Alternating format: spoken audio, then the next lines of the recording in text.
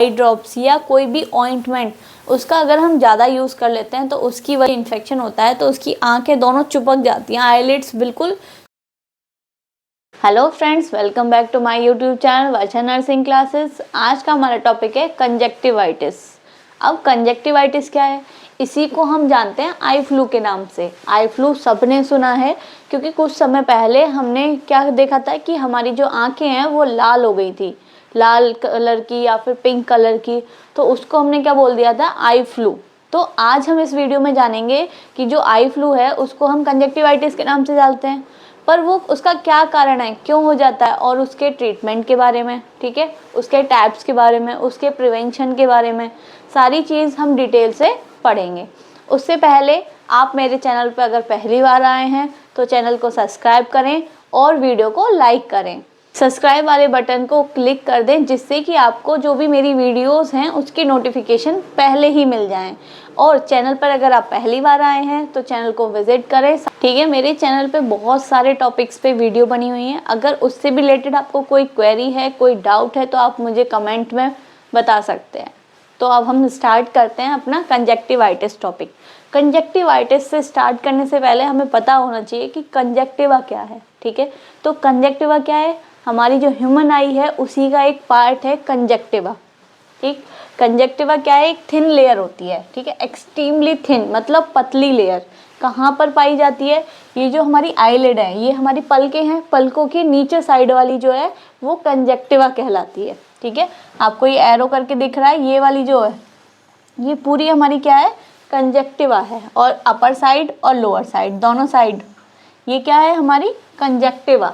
अगर इसमें ही हमारा इन्फ्लेमेशन हो जाता है या इन्फेक्शन हो जाता है तो क्या कंडीशन कहलाती है, कंजक्टिवाइटिस या फिर आई फ्लू की कंडीशन कहलाती है। इसके कारण ही जो हमारी आईज है वो इस तरीके से रेड कंडीशन की हो जाती है, ठीक है। इसमें हमारी आई कैसी हो जाती है, पिंक हो जाती है। अब वो किस रीज़न से होती है वो देखते हैं। तो सबसे पहले इन्फ्लामेशन ऑफ द कंजक्टिवा, ठीक है। कंजक्टिवा का इन्फ्लामेशन हो जाना क्या कंडीशन कहलाती है, कंजक्टिवाइटिस। अब ये कितनी तरह की हो सकती है भाई, कंजक्टिवा जितने टाइप्स का होगा उतने टाइप्स की क्या हो जाएगी, कंजक्टिवाइटिस हो जाएगी।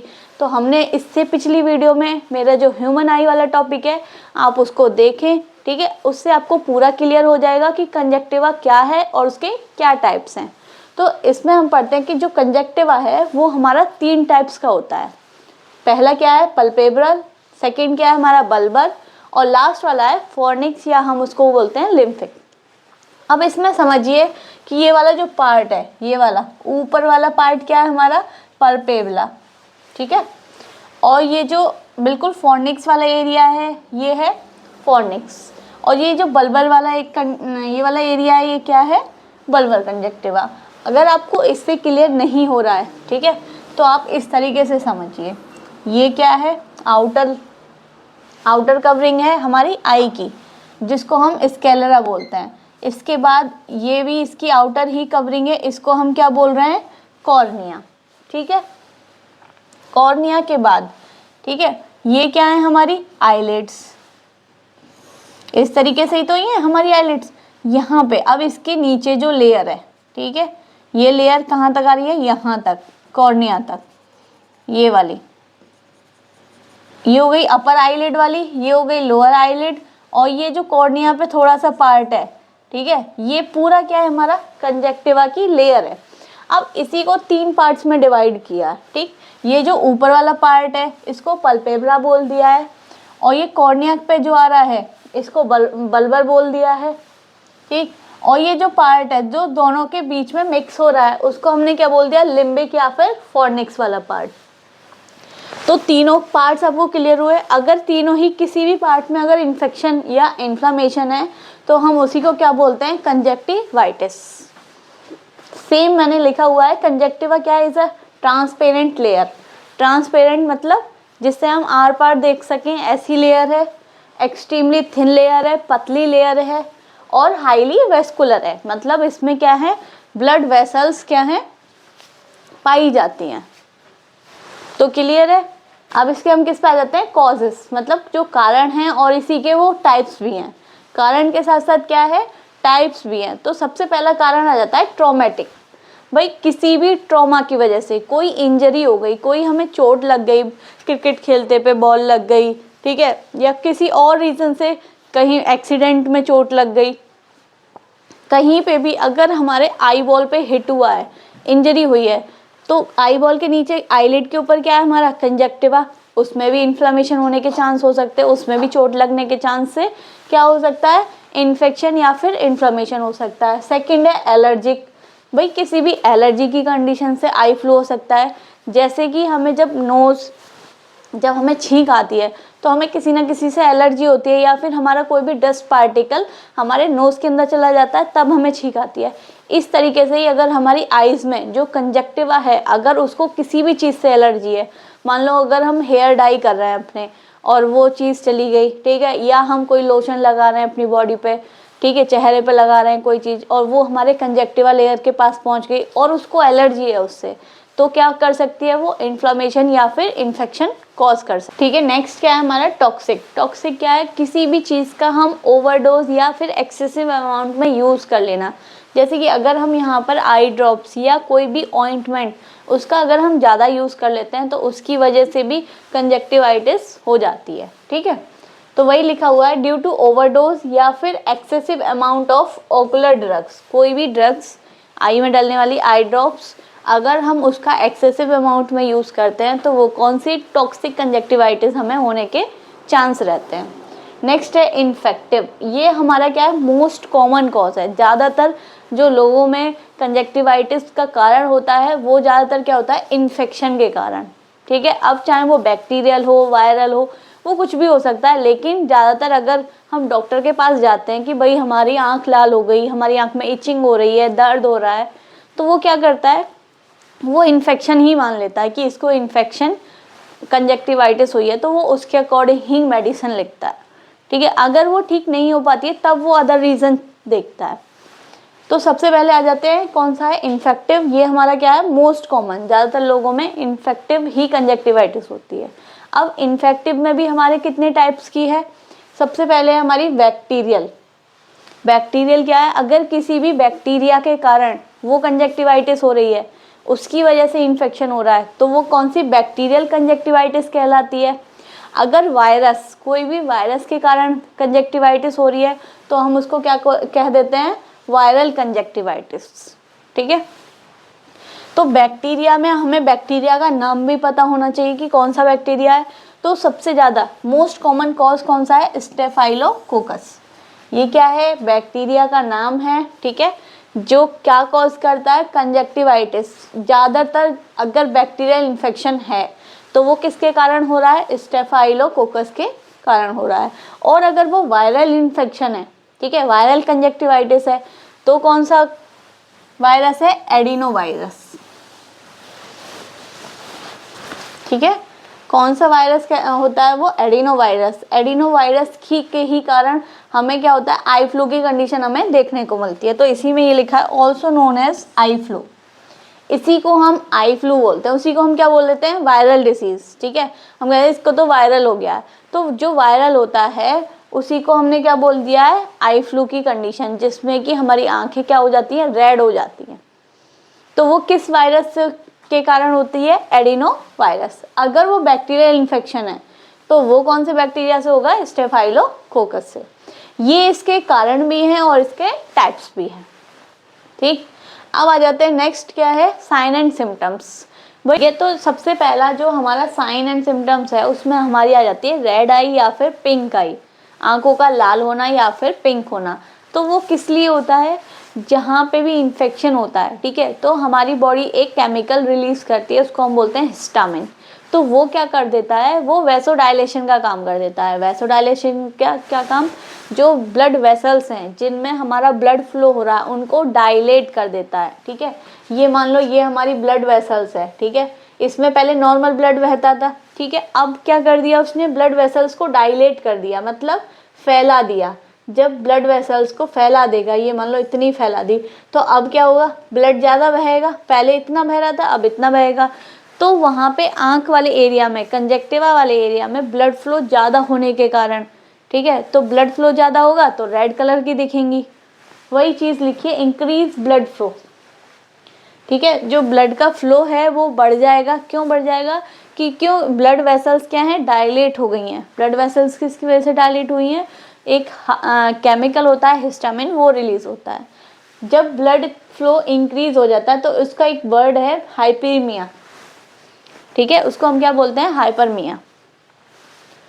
अब नेक्स्ट आ जाते हैं भाई सेकेंड। ठीक है, फर्स्ट हो गया। सेकेंड है आइस्टिकी ऑफ आईलिड्स। जो हमारी सुबह आपने देखा होगा, जो बच्चा है सुबह उठता है जिसके इन्फेक्शन होता है तो उसकी आंखें दोनों चिपक जाती हैं, आईलिड्स बिल्कुल चिपक जाती हैं और वहाँ पे एक सिबेसियस टाइप का लिक्विड सा मिलता है आपको। ठीक है, पस टाइप से, जिससे कि वो चिपकी हुई होती हैं। तो सेकंड हमें क्या दिखेगा कि उसकी जो आईज हैं, आईलिड्स हैं, वो चिपकी हुई होंगी।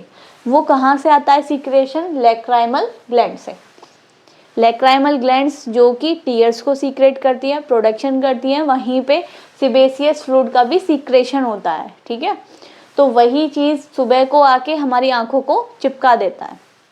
थर्ड है स्वेलिंग ऑफ आईलिड्स। भाई कहीं पे भी इन्फेक्शन हुआ है तो वहाँ पे स्वेलिंग आएगी। ठीक है, क्यों आएगी? क्योंकि जैसे ही हिस्टामिन रिलीज हुआ, एक तो उसने वैसोडाइलेशन का काम कर दिया, दूसरा क्या कर देगा? वो परमेबिलिटी को इंक्रीज कर देगा। परमेबिलिटी क्या? जो एक जगह से दूसरी जगह फ्लो होने में बिल्कुल दिक्कत ना करे। ठीक है, कोई भी चीज़ है जो एक जगह से दूसरी जगह आराम से बह जाए, उसको हम बोलते हैं परमेबिलिटी। तो इसने क्या कर दिया? आइज़ की जो परमेबिलिटी है वो इंक्रीज हो गई, तो जो आइज़ में फ्लूइड जा सकता है वो आसानी से जा सकता है और वहाँ पे क्या कर सकता है? एडिमा कॉज कर सकता है, मतलब स्वेलिंग कॉज कर सकता है। तो उसी की वजह से क्या हुई है? स्वेलिंग आई है। इसको हम क्या बोल सकते हैं? चिमोसिस। अगर हमारी आईलिड्स पे स्वेलिंग आ रही है या सूजन आ रही है तो हम उसको क्या बोलते हैं? चिमोसिस। अब जब ये सारी कंडीशन होंगी तो पेशेंट को डिस्कम्फर्ट भी होगा, अहस सहस सा लगेगा थोड़ा सा, और पेन भी होगा। ठीक है, स्वेलिंग आ रही है, सारी चीज़ हो रही है तो पेन भी होगा। फोटोफोबिया हो जाएगा, मतलब उसको राइट से इरिटेशन हो जाएगी, उसकी आंख में एकदम से ऐसा लगेगा, चुभन सी महसूस होगी। ठीक है, और क्या होगा? Blurring of vision. भाई उसको धुंधला दिखेगा। क्यों? क्योंकि अब जब पहले थी इसकी ब्लड वेसल्स पतली पतली आईज में, अब क्या हो गया? वहाँ पे ब्लड फ्लो ज़्यादा हो गया है तो ब्लड वेसल्स भी बड़ी हो गई, उनमें फ्लो क्या हो गया? ज़्यादा हो गया। तो जो इमेज, जो लाइट जा रही है वो तो कम जा रही है ना, उसके जो इमेज बनेगी वो कैसी बनेगी? धुंधली, क्योंकि ब्लड वेसल्स ही हैं चारों तरफ, कहाँ से जाएगी लाइट इतनी? ठीक है, तो हमने इसके साइन एंड सिम्टम्स पढ़ लिए। नेक्स्ट आ जाते हैं इसके मैनेजमेंट की। अब हमें मान लो कंजक्टिवाइटिस हो गई, आई फ्लू हो गई, तो अब हम उसको मैनेज कैसे करें? तो सबसे पहले मैनेज करने का सबसे मेन है, क्योंकि कोई भी चीज़ हमें हुई होगी वो बैक्टीरियल इन्फेक्शन से हुई होगी ज़्यादातर। ठीक है, मेनली कॉज हमारा इन्फेक्शन होता है, तो इन्फेक्शन से बचने के लिए हमें क्या करना होता है? आइसोलेशन। क्यों? क्योंकि देखो बैक्टीरियल हुआ हो या वायरल हुआ हो, अगर हमने आइस से अपने से टॉवल से पहुंची है या हैंकरचीफ से, रुमाल से पहुंची है, और अगर वो किसी ने और ने यूज़ कर लिया तो उसको भी हो जाएगा। तो वही सेम चीज़ है, सबसे पहले हमें उसको क्या करना है? आइसोलेट करना है, एक जगह अलग रखना है। कब तक? Till 24 hours after initiating of antibiotic. जब तक हम एंटीबायोटिक उसको शुरू नहीं कर देते तब तक, उसके 24 घंटे के बाद तक हमें उसको आइसोलेशन में रखना है। एंटीबायोटिक शुरू करने के बाद हम उसको आइसोलेशन से हटा सकते हैं। नेक्स्ट है dark glasses to prevent photophobia. अभी हमने साइन एंड सिम्टम्स में पढ़ा था कि उसको फोटोफोबिया हो जाएगा, मतलब जो लाइट है उससे इरिटेशन हो जाएगी। तो उससे बचने के लिए हम क्या यूज़ कर सकते हैं? डार्क ग्लासेस यूज़ कर सकते हैं। ठीक है, फिर हमें पेशेंट को एजुकेट करना है कि उसको अपनी आइज़ नहीं टच करनी है, क्योंकि वो आइज़ को टच करेगा फिर कहीं ना कहीं छुएगा, कपड़ों से छुएगा, वो कोई पेशेंट कोई और टच कर लेगा। तो हमें उसे बताना है कि भाई अपनी आंखों को कम से कम टच करें, वहाँ का बैक्टीरिया कहीं और चला जा सकता है। ठीक है, तो बहुत सारे रीजंस हैं। Next, avoid contact lenses. ऐसी कंडीशन में जो कॉन्टैक्ट लेंसेज हैं उनको अवॉइड करना चाहिए, क्योंकि इन्फेक्शन और कॉज हो सकता है। Hot fragmentation. हॉट फ्रेगमेंटेशन क्या होता है? जो हम पहले बचपन में करते थे कि हमारी आंख में लग गई या कुछ भी हो गया तो हम कपड़ा लेते थे, फूंक मारते थे और आंख पे लगा लेते, सेकते थे आंख को। क्यों सेकते थे? क्योंकि जो हम हवा फूंक मार रहे हैं वो क्या है? गर्म हवा आ रही है। ठीक है, तो उससे क्या मिलता है? हमारी आंख को सेक मिलता है। तो उससे भी आराम मिलता है। ठीक है, तो एक कंडीशन हम ये भी मैनेजमेंट कर सकते हैं, हॉट फॉगमेंटेशन। नेक्स्ट आई इरिगेशन, आई को हम इरिगेट कर सकते हैं, धो सकते हैं। ठीक है, बैक्टीरियल है या वायरल इन्फेक्शन है उस टाइम पे हम ऐसा कर सकते हैं, जिससे कि वॉश होने से क्या है, जो बैक्टीरियल इन्फेक्शन है वो कम हो जाए। अब आई इरिगेशन कर रहे हैं तो ऐसा नहीं नॉर्मल पानी से तो हर एक को ही डाल लेता है, पर हमें किससे करना है, आरएल से। आरएल से ही क्यों कर रहे हैं भाई, एनएस से कर सकते हैं, डीएनएस से कर सकते हैं, उनसे क्यों नहीं कर रहे। आरएल से हम इसलिए कर रहे हैं क्योंकि आरएल की और जो हमारी आँख की पीएच है, ठीक है, वो क्या होती है, सेम होती है, लगभग सेम होती है, इसीलिए हमें आरएल से। अगर हमारे पास आरएल नहीं है तो हम एनएस से भी वॉश कर सकते हैं, एनएस की थोड़ी सी कम होती है पीएच। ठीक, अब पोजीशन को हम किस पोजीशन में हमें आई इरिगेट करनी है, पेशेंट को हमें सुपाइन पोजीशन रखना है, इस तरीके से सुपाइन करने की तरफ जिस साइड में है, जिस साइड में हमें वॉश करनी है आई को, उधर हल्का सा टिल्ट कर देंगे। ठीक है, तो वही सेम चीज़ है, supine position with head tilt to affected side, जिस साइड हम वॉश कर रहे हैं उस साइड हम थोड़ा सा टिल्ट कर देंगे। ड्रेनेज, अच्छा पेशेंट को हम आई इरिगेट कर रहे हैं पेशेंट की, तो हम जो उसकी आइज में करेंगे वो किधर की साइड से होना चाहिए, मीडियल टू लेटरल। मीडियल वाला कौन सा पोर्शन होता है, ये हमारा जो नाक के पास है ये हमारा मीडियल, और ये बाहर वाला हमारा क्या होता है, लेटरल। तो जो ड्रेनेज है, जो वॉश कर रहे हैं हम, उसका जो पानी है वो किधर की साइड से जाना चाहिए, मीडियल से लेटरल की साइड, मतलब अंदर से बाहर की तरफ जाना चाहिए। ठीक है, ये तो हो गए कि अगर कोई इंजरी है, चोट है या इन्फेक्शन है, ठीक है, उसके लिए है।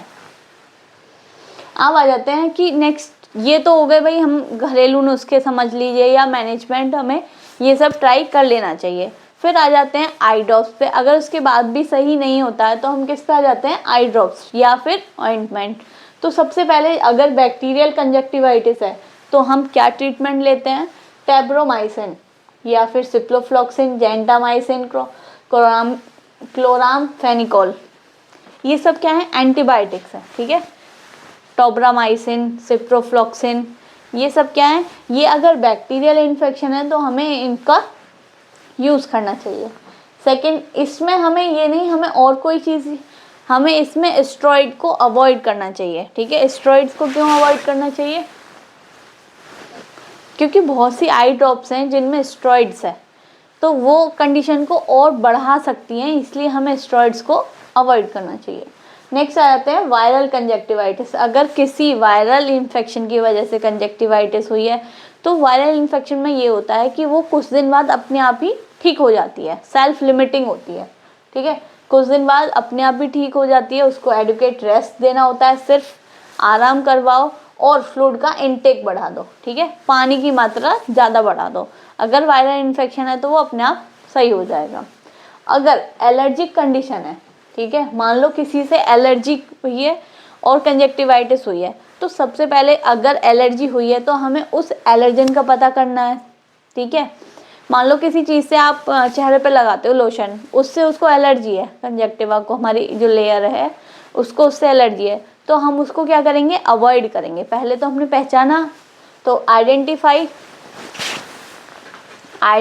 एंड अवॉइड एलर्जन, उसको अवॉइड करेंगे। दूसरा, एंटीहिस्टामिन लेंगे। क्यों लेंगे एंटीहिस्टामिन, भाई हिस्टामिन ही तो रिलीज कर रहा था ना, जो हमारी बॉडी है जहाँ पे इन्फेक्शन या इन्फ्लेमेशन हो रहा था वो हिस्टामिन केमिकल को रिलीज कर रहा था, वही वैसोडाइलेशन करवाता और वही परमेबिलिटी को इंक्रीज कर रहा था, जिसकी वजह से स्वेलिंग आ रही थी और रेड आई हो रही थी। तो अगर हम एंटीहिस्टामिन ले लेंगे तो वो केमिकल ही नहीं रिलीज होगा।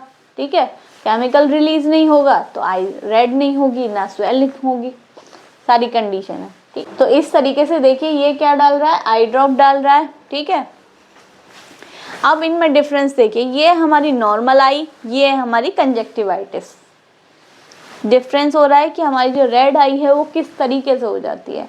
तो इस वीडियो के माध्यम से हमने पूरा डिटेल में स्टडी करा कि कंजक्टिवाइटिस क्या है और इसी को हम आई फ्लू क्यों बोलते हैं, ये किस कारण से होता है, जो हमारी रेड आई हैं वो किस कारण से होती हैं।